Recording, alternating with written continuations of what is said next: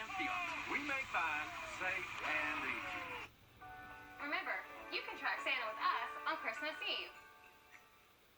For all of your screen needs, call Christian Metal Screens. Happy holidays from the News 1226 family to yours. On your side, this is News 12 First at 5. Emerging in the death of a 3-year-old child, what this man is accused of doing. Plus, the landscape of Georgia law enforcement is changing. Hear from 4 newly elected black sheriffs in the metro Atlanta area voted into office for the first time. But first, the South Carolina Gamecocks are out of the Gasparilla Bowl. This after the team says COVID cases and contact tracing are taking too big of a toll for them to continue. The Gamecocks were set to play the University of Alabama at Birmingham on Saturday. UAB now in a tough spot as they look for a new opponent with only 4 days to go until that bowl game. First at 4, Georgia breaks its record again for most coronavirus cases in a single day, tallying more than 6,200 cases and 52 deaths. That's about 3,000 more cases than yesterday. The 7-day moving average is now more than 5,000 cases per day. In South Carolina, the state saw a drop of about 300 cases, recording just over 2,000. It's been 20 days since the state has seen fewer than 2,000 cases. The percent positive rate, that's also taking a dip, so that is good news. Now it sits at 18%. The Palmetto State recorded 15 new deaths. But with Christmas just 3 days away, Georgia Governor Brian Kemp says now more than ever, people need to keep their guard up. As we look to Christmas and the rest of the holiday season, I know that many Georgians are anxious to spend time with their loved ones, and believe you me, I am as well. But we are also pleading with Georgians once again to do the right thing and stay vigilant. First at 4, the Georgia World Congress Center in Atlanta is set to reopen as a COVID overflow facility. This is video of when it first transformed back in April. Governor Brian Kemp making that announcement a few hours ago, saying the number of new cases is overwhelming hospitals across the Peach State. The COVID overflow facility is expected to be up and running as soon as next week. Could stay that way through the end of January. Depends on what we see after the holidays. First at 5, AU Health just announced moments ago it plans to vaccinate around 2,000 healthcare staff by 9 o'clock tonight. That's according to the chief medical officer of the hospital. Plus, another local weapon in the fight against COVID, AU is opening a new COVID treatment clinic tomorrow. And it'll use a new therapy just okayed by the FDA to treat COVID. It's actually the same treatment the president was given in the hospital when he had COVID. We're also learning AU health officials got a second round of those Pfizer vaccine doses. As we mentioned there a few seconds ago, they have already vaccinated 1,200 people. They hope to vaccinate another 1,000 by tonight. AU Health is hoping to get a total of 3,000 to 3,500 people vaccinated by the end of this week. There are 7,700 people in this planned first round of vaccinations. The president is expected to sign a $900 billion COVID relief bill. In it, $600 stimulus checks, $300 weekly unemployment benefits, along with help for small businesses. And this is also set to include an extension on postponing evictions. Sarah Cummings looks at what help is out there and how much it is needed. The COVID relief bill is offering a sigh of relief for so many here at home. While anything helps, some are still facing mounting late rent fees or are waiting for their landlords to freeze their eviction process altogether. It's the case for Dee. She's an Augusta renter, and the mom asks we keep her identity private. All she wants for Christmas is to know she'll have her home still. She's looking at nearly $1,000 in fees and rent right now. Her landlord gave her an eviction notice this week. If the president signs a COVID relief bill, the federal eviction moratorium would now be extended through January. It provides thousands of Augustans and millions of Americans hope. We checked in with the Richmond County Judicial Court System. They said eviction cases stemming from non-payment only would be frozen. Even if your landlord somehow still issues a notice to you, the case would not move forward in the court system yet. The U.S. Census reported last month at least 12 million people were behind on rent, including thousands in the 2 states. So this bill is welcome news for many of you like Dee, though only a temporary solution. But that is a relief that I can't be put out right now because it's cold. I want to enjoy Christmas, but I can't. I'm not doing that if I'm not going to have a roof over my head. Evictions still loom for many come next year, but local financial assistance programs through United Way and Red Cross say they are tirelessly working to meet the financial needs of our community. More on the hundreds of thousands of dollars set aside coming up here at 6 o'clock. I'm Sierra Cummings on your side. New this afternoon, South Carolina Governor Henry McMaster has tested positive for COVID-19. His wife tested positive last week. The governor said he has mild symptoms, says he has a cough, he's a little bit tired, and he is isolating at home. With so much focus on COVID, Dr. Cool at AU Health says the flu has taken a backseat this flu season. Our big concern was that we would have the influx of COVID patients plus the influx of influenza patients. And luckily, we have not seen that this year because of the measures that everyone's taking to try to control the spread of COVID. And you can hear more from Dr. Cool on News 12 at 6 o'clock.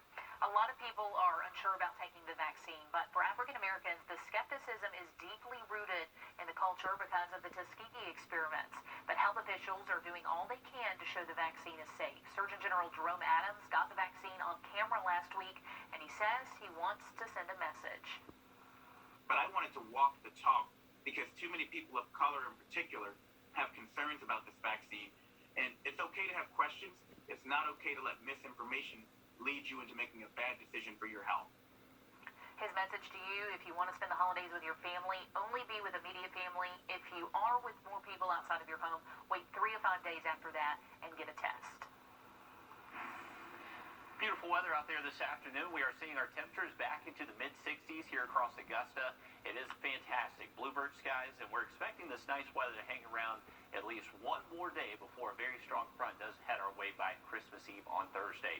Through this evening, if you're stepping out, we are expecting to hang on to clear skies up until around midnight. And as far as temperatures go tonight, we are expecting calm winds and clear skies for the first half. If we see some clouds show up late tonight, that should help keep our temperatures generally near 40 by early tomorrow morning.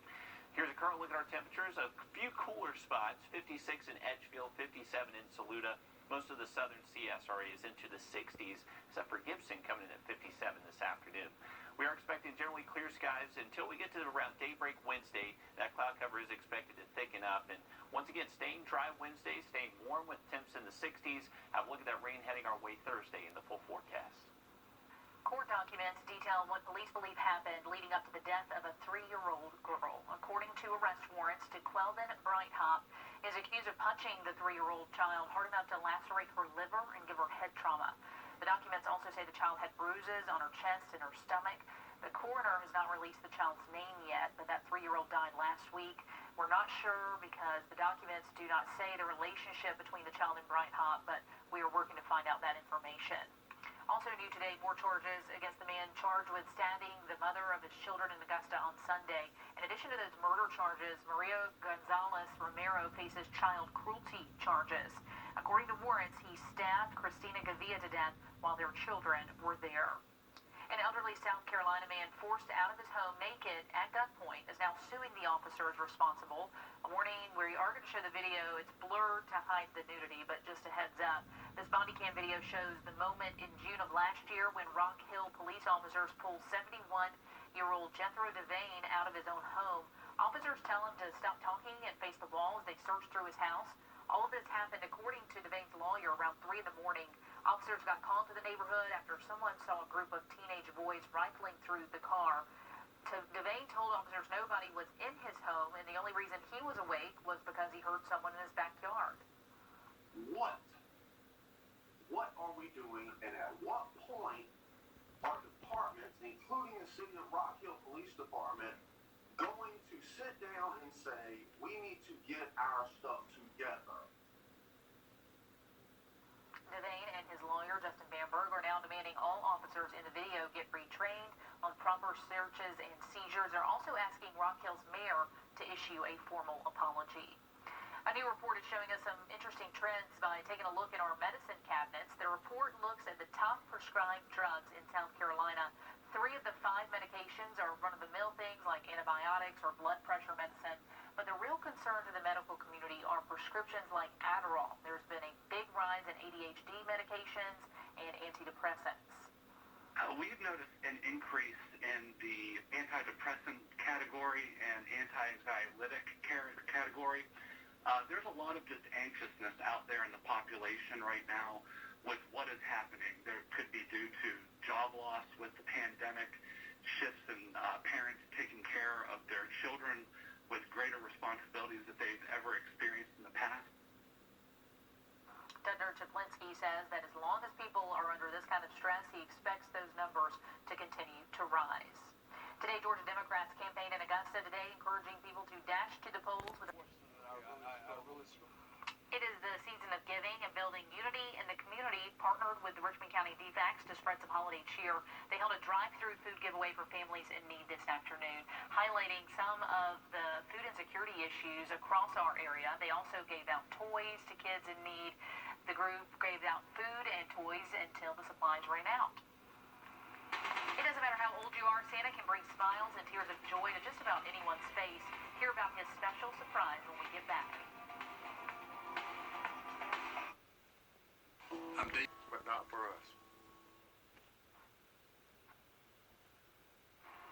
Center Park, high above. It's hard to tell right now since the sun has not set, but there is a really neat walk-through light display out there. It's open from 5 to 10, so you still have time to head out there, but it will be open through January 1st, and you can go out, see the lights, nice socially distanced activity, but we'll try to pop in a little later when it's dark. If you ever had any doubt in Santa Claus, this story is going to make you a believer. As Sam Ross reports, Santa made an early visit to a coastal Georgia YMCA to make sure boys and girls would have a magical Christmas. Saturday was a weird night. I'm never here on Saturday nights. But this weekend, Regina Klontz was at the Effingham County YMCA doing some after-hours cleaning when she got quite a surprise. I noticed a truck slowly pull up to the front of the building.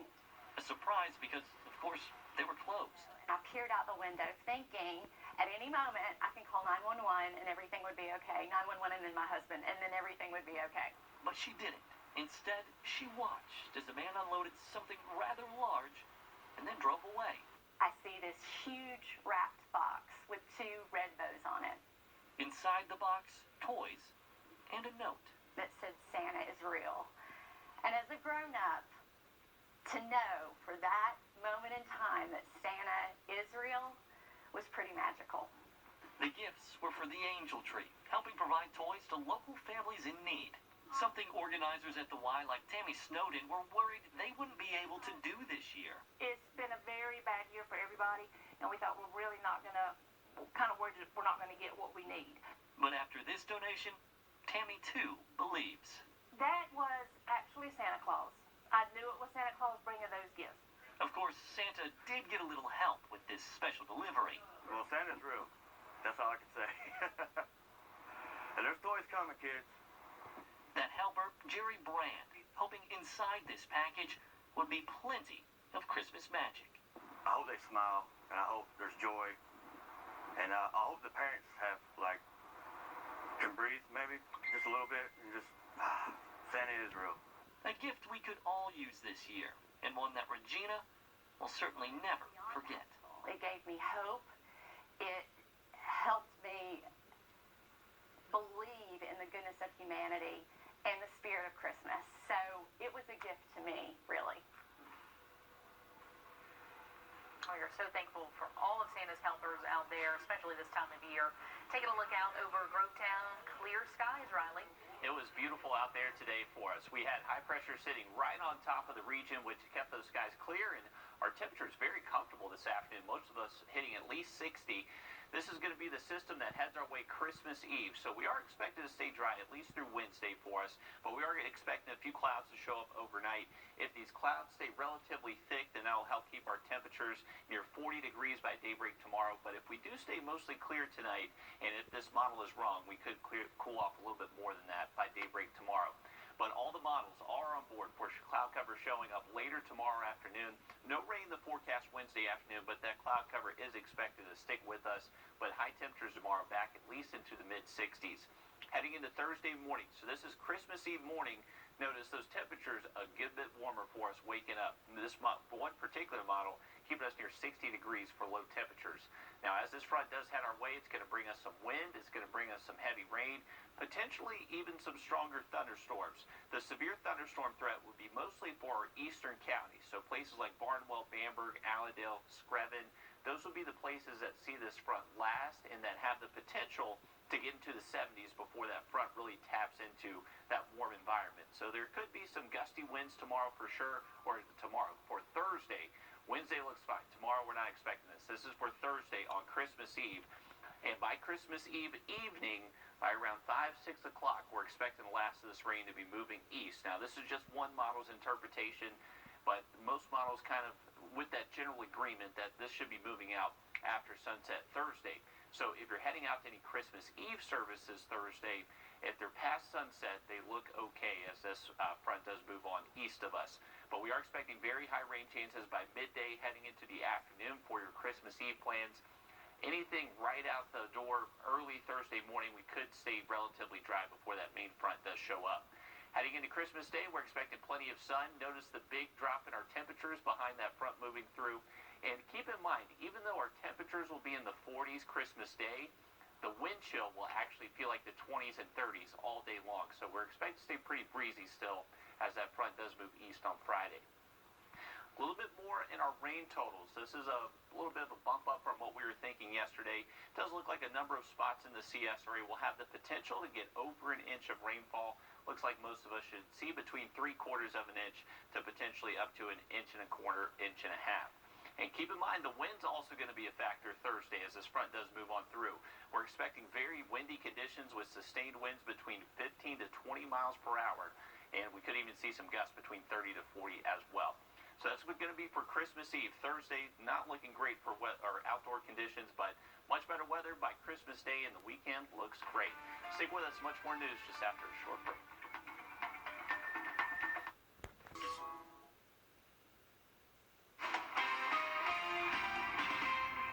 Breaking news just into the newsroom. A man charged in the death of the mother of his children now facing new charges. Harry Miller is charged with destruction of a gravesite and the removal of remains. This comes nearly 8 months after he was charged in the death of Tiffany Odom.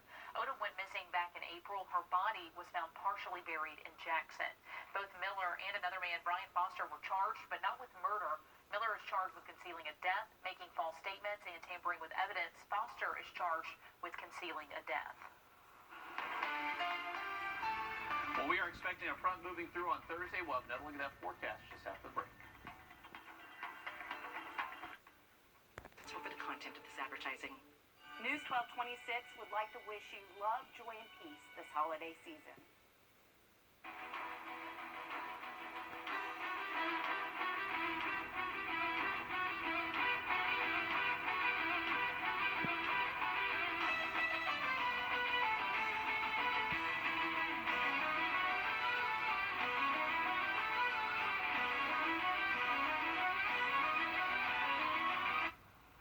All right, how about this? A beautiful look at sunset. And keep in mind, if you missed the great conjunction last night, there's going to be just as great of opportunity out there again tonight. Just going to be a little bit lower in the sky. So give this about 20, 25 minutes. It will be visible in the southwest sky once again. Temperature's not too bad either. We're currently at 62 and should remain in the 50s the next couple of hours. By Christmas Eve, we are expecting a very strong front. Our highest rain chance is going to be between around mid-morning and sunset, potentially up to 1.5 inches of rain in some spots. Stick with us, much more news. Just join us after a very short break. For over 30 years, Lexus has been